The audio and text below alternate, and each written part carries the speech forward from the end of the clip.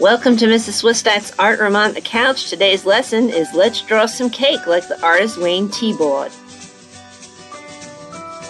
Who is Wayne Thiebaud anyway? Wayne Thiebaud is an American painter who is known for his colorful paintings featuring everyday items like pies, lipsticks, paint cans, hot dogs, pastries, and yes, cakes. Let's gather those art materials. You're going to need a pencil with an eraser. You're going to need a piece of drawing paper, and I want you to look for some reference today, either on Google or in your own house, for a nice piece of cake. So I start with an oval for the top of my cake, and then I'm going to draw some straight lines right down from the side to make the sides. When I get to the bottom, I'm going to draw a nice big smiley face so that it makes it look like a cylinder.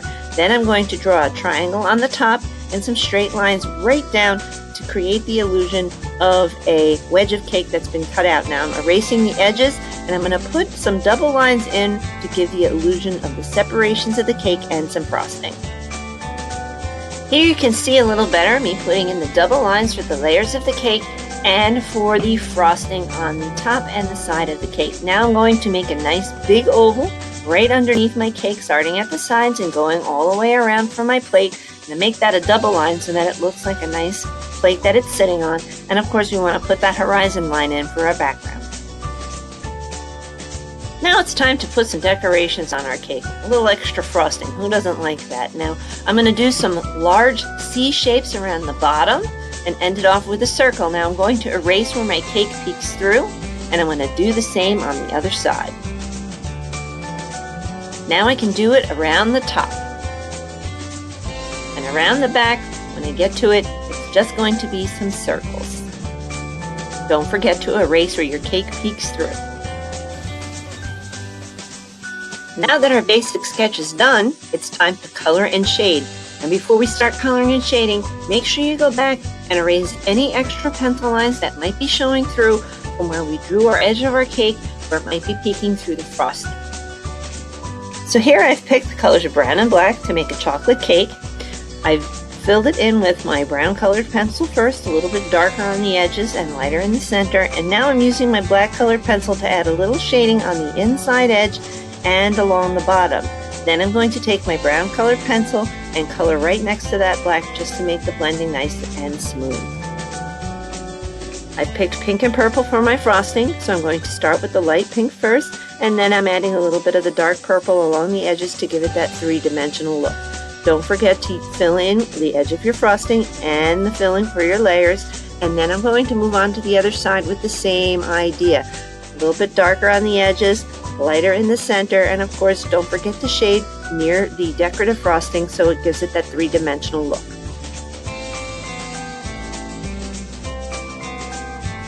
So here I go with my dark purple again on that other side just to add some more shading to it to make it look a little more three-dimensional, especially by that decorative frosting, and I'm using my pink to blend it nice and smooth together. And now I'm going to fill in the top with my light pink, following the same steps as we've done before.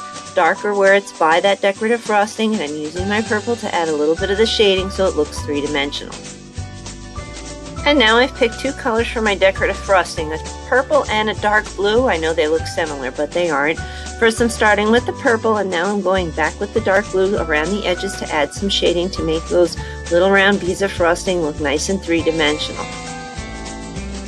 I'm going to do the same thing to the other side, and of course I'll do the same thing to the top when you get to it.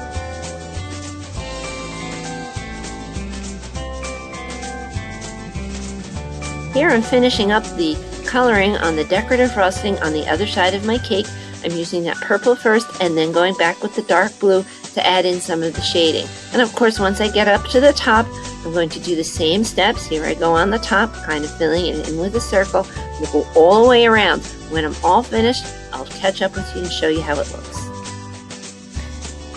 And here's my cake all colored in. Now it's time to pick some colors for the plate and the background.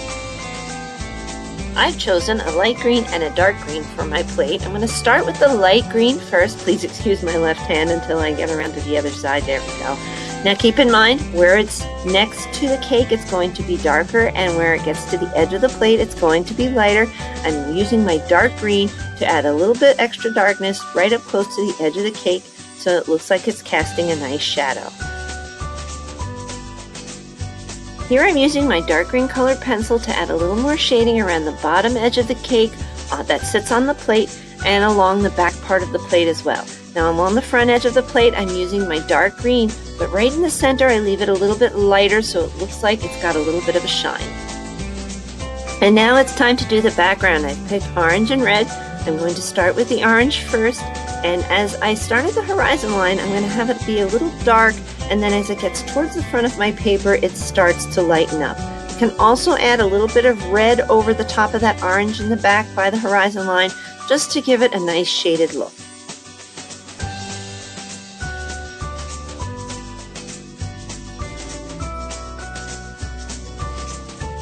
Now that I'm finished with the shading on my table, I've picked a light blue and I'm going to do the wall or the background. Where it's closest to the horizon line, I want it to be a little bit darker, and then I want it to fade up to a bit lighter as it gets towards the top of my paper. I'm going to finish up coloring, and as soon as I'm done, I'll be right back. And here's my completed drawing. The only thing I did do was just touch up some of my shading with a black colored pencil and some outlining. And don't forget to sign your work when you're all done. You did a great job. Thanks for stopping by Mrs. Swistak's Art Room on the Couch. I hope you had fun with today's tutorial on drawing a piece of cake like Wayne Thiebaud did. And I hope you all stay well, stay safe, and create some art.